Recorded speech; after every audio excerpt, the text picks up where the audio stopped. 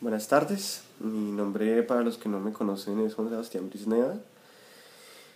Tengo un pregrado en Relaciones Internacionales de la Universidad Javeriana y una maestría en Estudios de Oriente Medio de la Universidad Católica de Milán.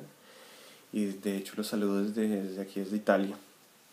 El día de hoy yo les voy a hablar un poco sobre lo que se denomina la Guerra Fría de Oriente Medio. ¿Por qué la Guerra Fría de Oriente Medio?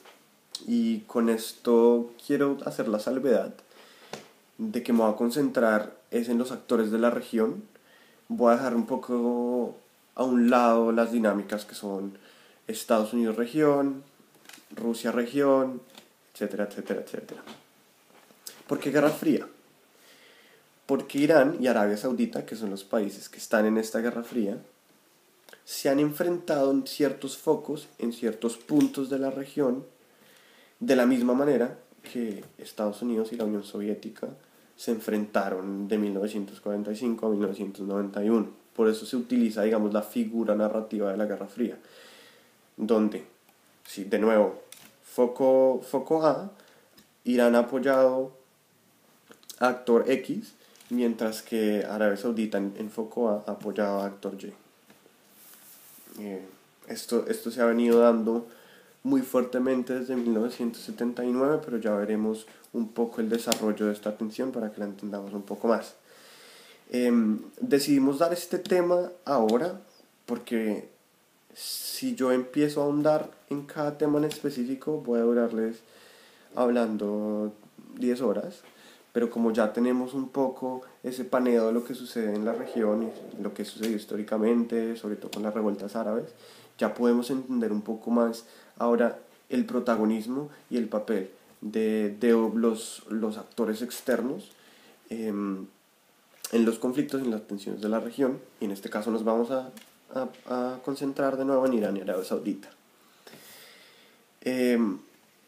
Hay que hacer la salvedad, eso no quiere decir que entonces Turquía no haya jugado un papel importante en X o Y punto, o que Egipto nunca haya ejercido un liderazgo en este otro punto, o que Israel esté fuera del mapa. No, todos los países, como habremos visto ya, han tenido su protagonismo y han tenido su rol y han jugado su papel. Sino que Irán y Arabia Saudita, yo los resalto. Primero, una cosa muy personal es que yo llevo estudiando esta tensión desde mi pregrado. De hecho, mi tesis de pregrado es al respecto. Espero dejarles aquí el link abajo para que puedan descargarla y puedan, digamos, ahondar un poco más en el tema. Y segundo, porque estos dos países han jugado un papel más predominante en la toma de decisión de los actores al interior de los conflictos y las tensiones que el resto, digamos, de potencias regionales del Medio Oriente. Entonces vamos a empezar por describir a los dos países un poco. Y de nuevo me toca hacer una salvedad. Voy a generalizar un poco en el sentido en el que las identidades de ambos países no es que sean completamente estáticas, pero yo voy a describir el aparato estatal. Es decir, cómo se identifican en los aparatos estatales tanto sauditas como iraníes y cómo se van a proyectar estas identidades en su política exterior. Ya si nos metemos de lleno en la población, sobre todo en el caso de Irán, pues vamos a ver que existen muchas más identidades que están ahí, están en el territorio, pero no están gobernando. Empecemos por Arabia Saudita. Arabia Saudita es una monarquía con un rey, donde básicamente lo que decía el rey, pues se hace, ¿no? Su nombre mismo lo dice, Arabia Saudita, son árabes, y en este caso sí la generalización no está de más porque el 98% de la población son árabes, entonces pues sí son la gran mayoría. Arabia Saudita es la familia Al Saud, que ha sido la que ha gobernado Arabia Saudita desde su creación, como lo conocemos hoy. Segundo plano, que es incluso más importante que la identidad árabe, si me preguntan a mí, es que dentro de este territorio de Arabia Saudita existen los dos lugares más importantes, más sagrados del Islam, que son la Meca y Medina.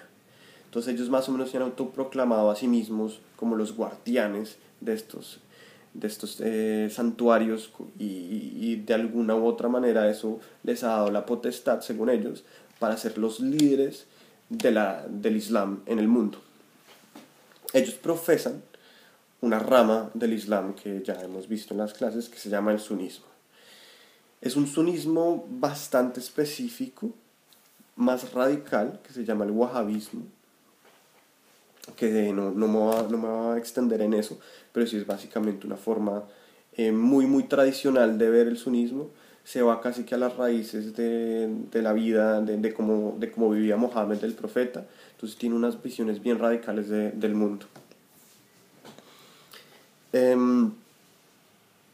Arabia Saudita siempre ha sido un enclave muy importante de Occidente en la región, especialmente de Estados Unidos. Han sido grandes aliados desde que Arabia Saudita se fundó como el Estado que lo conocemos hoy. Incluso en 1945-46, si no estoy mal, hubo una reunión entre el entonces presidente de los Estados Unidos y el entonces rey de Arabia Saudita, donde dijeron, Arabia Saudita le dijo a Estados Unidos, si ustedes cuidan de mi seguridad en la región, yo les voy a surtir petróleo hasta el fin de los tiempos.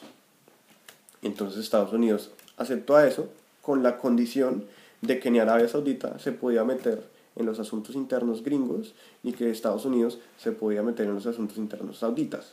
Entonces por eso esta alianza tiene una explicación racional, porque pues si uno ve a Arabia Saudita, como les venía explicando, una visión muy radical, muy tradicional del Islam, y Estados Unidos, digamos que profesa ser la nación más liberal del mundo, bla, bla, bla. Entonces por eso a ninguna de las dos partes le importa que haga el otro, con tal de que el petróleo fluya y de que si en caso de que Arabia Saudita esté amenazada o su seguridad está en amenaza, pues Estados Unidos ayude. Por el otro lado está Irán. Irán, como les venía diciendo antes, tiene demasiadas etnias, demasiadas culturas, inclusive religiones, dentro de su territorio, pero su estado es un aparato estatal persa, conformado por persas. Irán es el gran heredero del imperio persa y eso su estado no lo olvida. Su estado no lo olvida para nada. Y ellos profesan la religión del Islam también, pero profesan la secta del chiismo. Ya espero que todos entendamos cuál es la diferencia entre suníes y chiíes, porque si ahondo en eso, es otra clase completamente diferente, ¿no? Irán, por otro lado, desde 1979 se ha alejado un montón de Occidente, inclusive ha creado son enemistades. Todos hemos visto en las noticias, Irán y Estados Unidos siempre agarrándose, bueno, bla, bla, bla.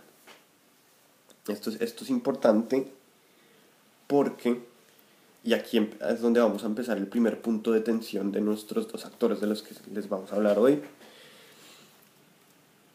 Antes de 1979, la Revolución Islámica de Irán, que ya les voy a explicar un poco lo que fue, Irán inclusive era aliado de Occidente. Era parte del eje de Occidente en la región y por tanto no había una tensión fuerte entre Arabia Saudita e Irán, aunque habían tensiones. Una cosa que se me olvidó mencionarles antes, tanto Arabia Saudita como Irán son productores de petróleo importantísimos en la región, es decir, si Arabia Saudita está en el top 2 del mundo, Irán está en el top 5, producen más de 10 millones de barriles al día y su economía es básicamente petrolera, tanto Arabia Saudita como Irán. Entonces, sus tensiones antes de 1979 eran puramente económicas, de cuánto petróleo se debía producir, cuánto petróleo se debía exportar, cuál era el precio que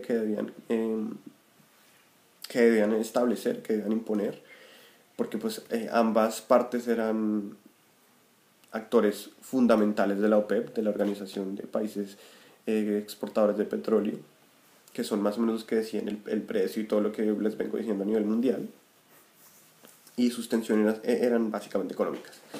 Pero en 1979 cambia este panorama. ¿Por qué?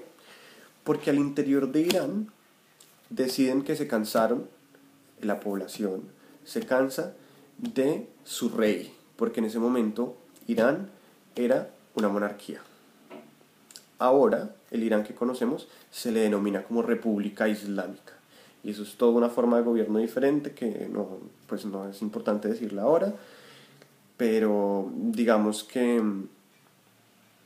es una forma de gobierno en la cual la religión tiene mucho que ver en la toma de decisión. Dejémoslo ahí. Entonces, antes de la Revolución Islámica estaba un Shah. Un Shah, la palabra Shah hace referencia a rey en farsi, en el idioma que hablan los persas. Es decir, que antes, repito, antes de 1979 había una monarquía igual que en Arabia Saudita. Pero cuando la gente se cansa de condiciones socioeconómicas muy pobres, que no hubiera oposición política, que realmente no hubiera ningún tipo de espacio de apertura política, bueno, etcétera, etcétera, etcétera, la gente se reúne, la gran mayoría de sectores de la sociedad iraní se reúnen y digamos que sucede la Revolución Islámica donde sacan a Mohammad Reza Pahlavi, que fue el último Shah de Irán en 1979. Una vez sacan al Shah del poder, en Irán, los que los que adoptan la bandera de la revolución, fueron los chiíes.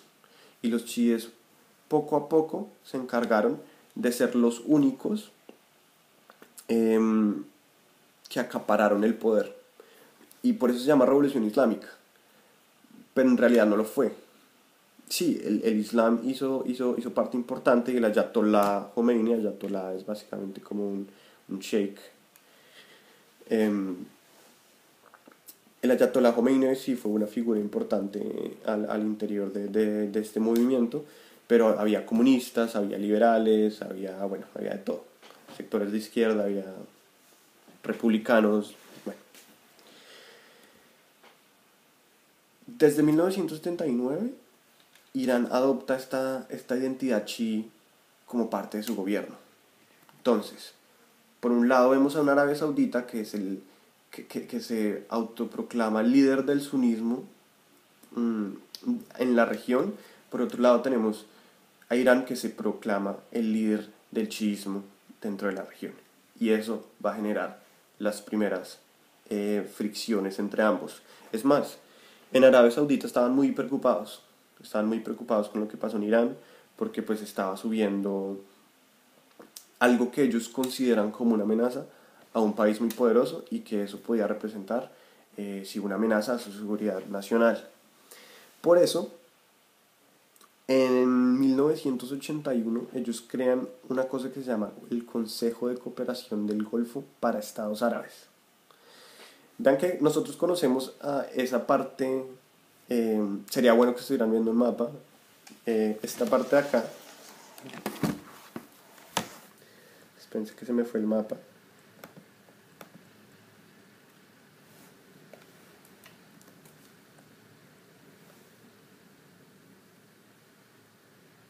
Sí, listo.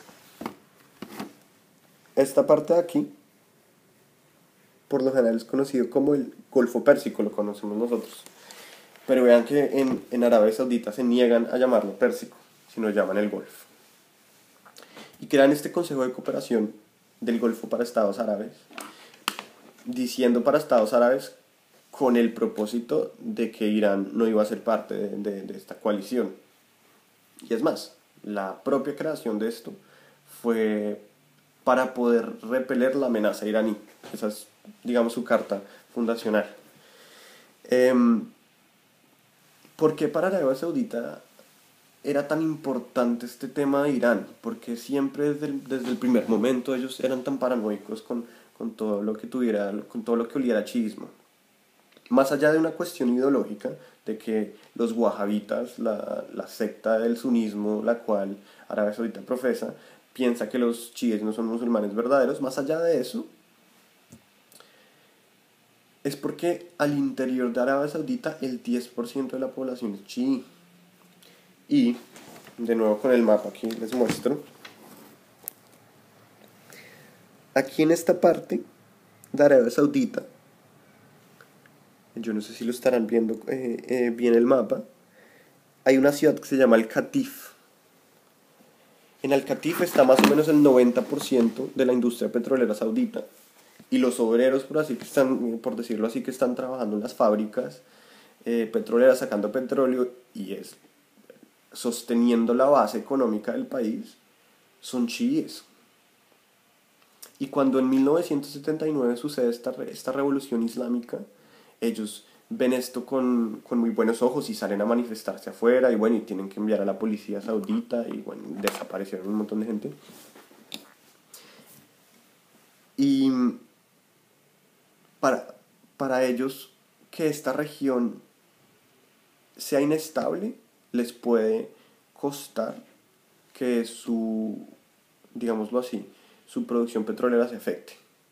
Y sin una buena producción petrolera es una crisis existencial para Arabia Saudita porque sin el dinero del petróleo Arabia Saudita no existe.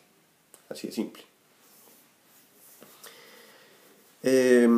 Entonces aquí empieza toda la tensión. 1979 es un punto muy importante para definir esta Guerra Fría.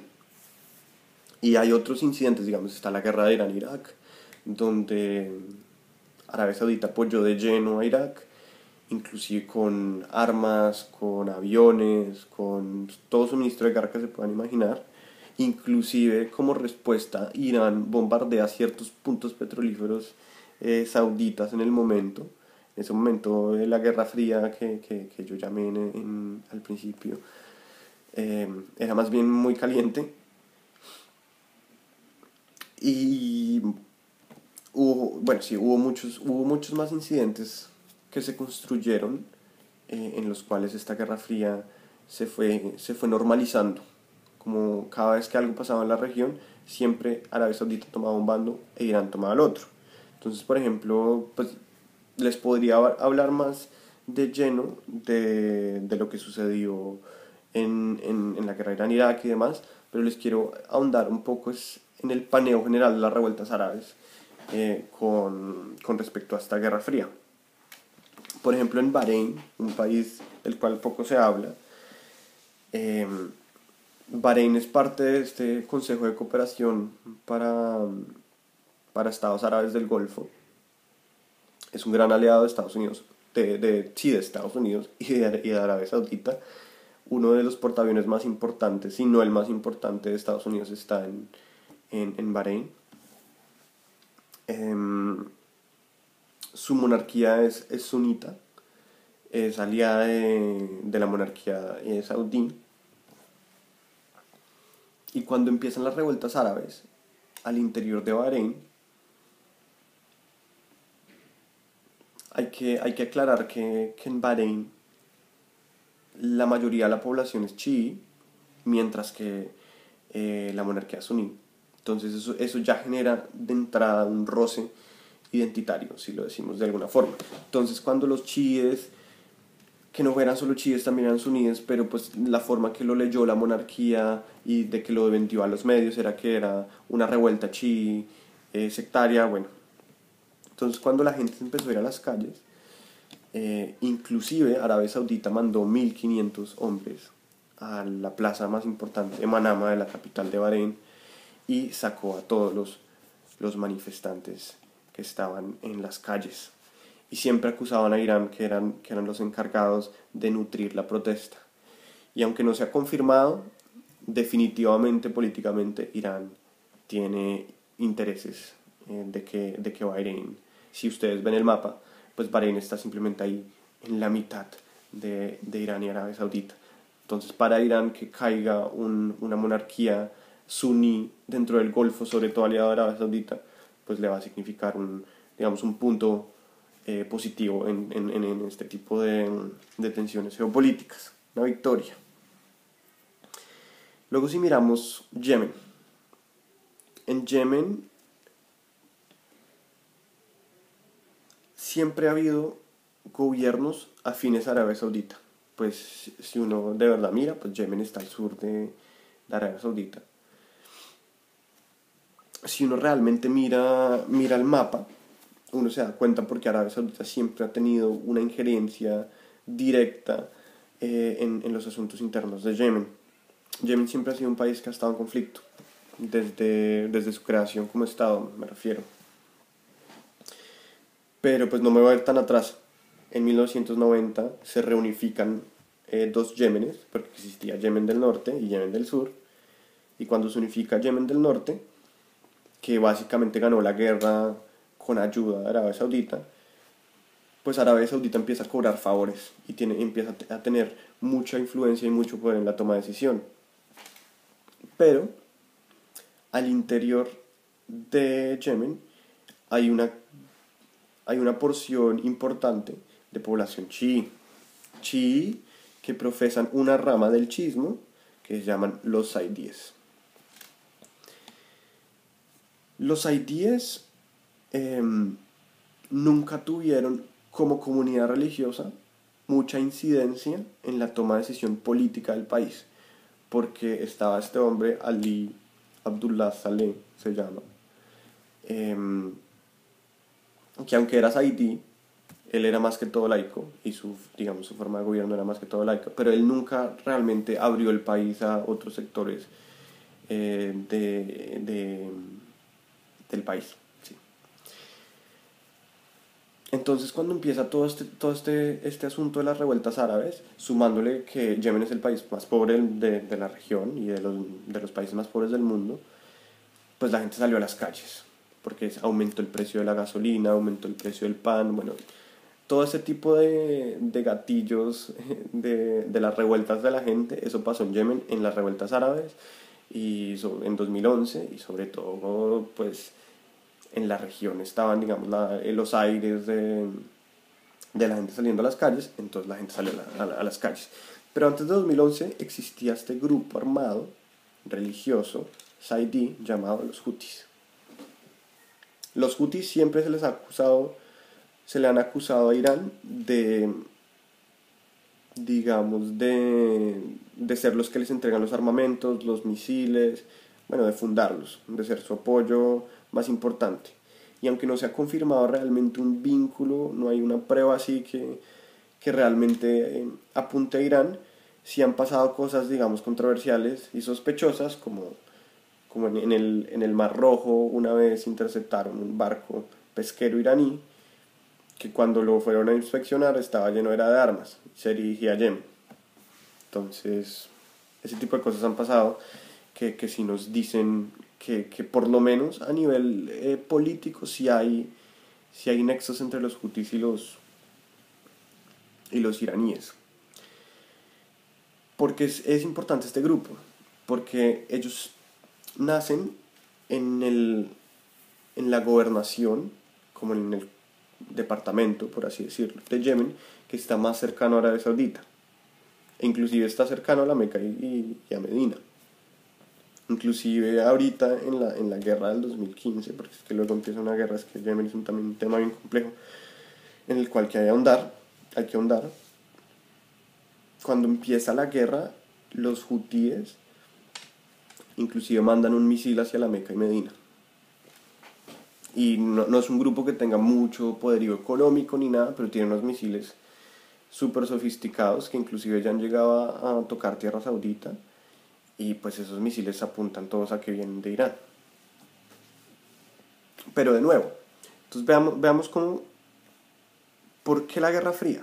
En Bahrein dicen que Irán apoya a los manifestantes, Arabia Saudita apoya al gobierno,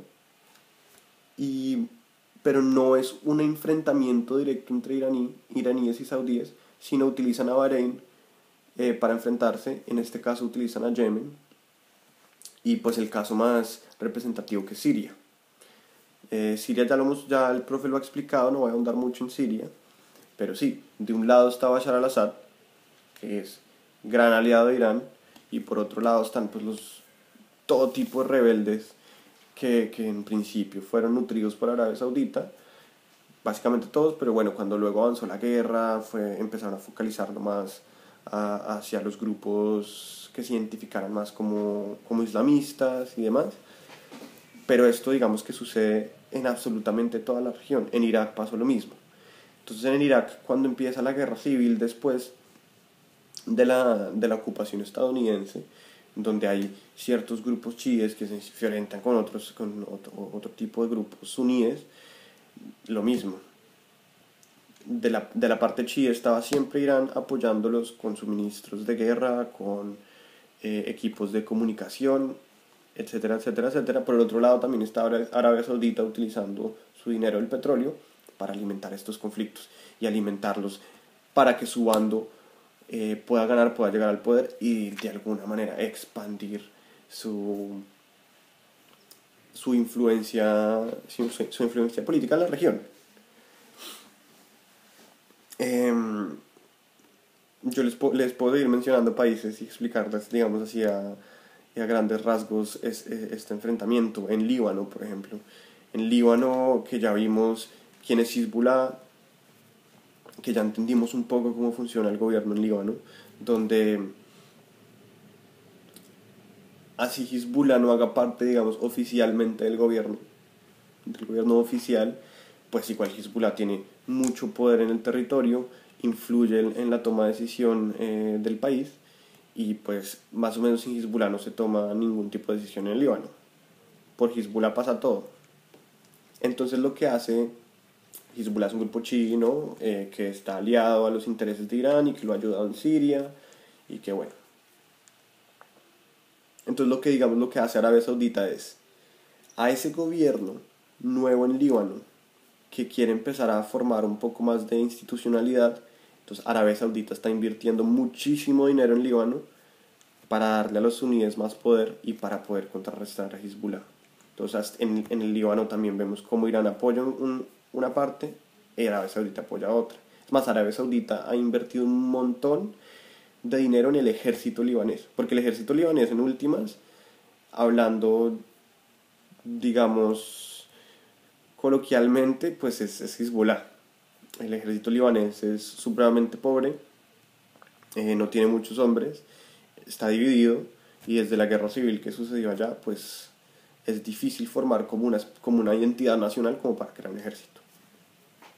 Pero Arabia Saudita está invirtiendo para que ese ejército sea más fuerte y pueda contrarrestar la influencia de Hezbollah, porque en últimas Hezbollah tiene tanto poder porque también tiene el monopolio de la fuerza dentro del país. Inclusive en Palestina no hemos visto aún Palestina, pero Palestina, digamos que ambos países en principio se peleaban por quién era el más pro-palestino, y entonces llegaba ayuda de aquí, llegaba ayuda de la otra, pero a partir de cierto momento, cuando Arabia Saudita corta de raíz cualquier tipo de relación que pudiera tener con los hermanos musulmanes, designa como grupo terrorista a Hamas, que Hamas es la entidad que gobierna la Franja de Gaza. Mientras que Irán, por un lado, tenemos a Hamas, ¿no? Arabia Saudita lo declara terrorista y más o menos hasta llegó a juzgar a combatientes de Hamas en Arabia Saudita. Entonces, por un lado tenemos Arabia Saudita con Hamas, este tipo de relación. Y por otro lado tenemos a Irán, que a través de Hezbollah y a través de toda la media luna chií que les hemos venido contando en las clases, apoya a Hamas para que, digamos, replique un poco el modelo de administración pública de Hezbollah. Si uno analiza, los dos grupos son prácticamente en organización, en jerarquía, prácticamente iguales. Inclusive así Hezbollah sea chií y Hamas sea suní.